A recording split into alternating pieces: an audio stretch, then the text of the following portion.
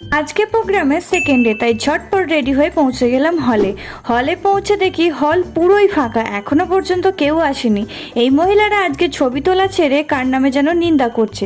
আজকে আমাদের অর্পিতা দিয়ে আসেনি, সেজন্য মনটা একটু খারাপ, কিন্তু আনন্দ থামালে চলবে না। বছরের এই কটা দিনই তো আমরা সবাই একসঙ্গে থাকি।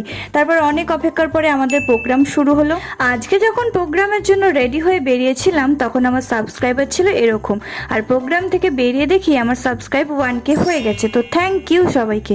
তারপরে সোজা চলে গেলাম গোলাপের দোকানে, একটা গোলাপ নিয়ে নিলাম।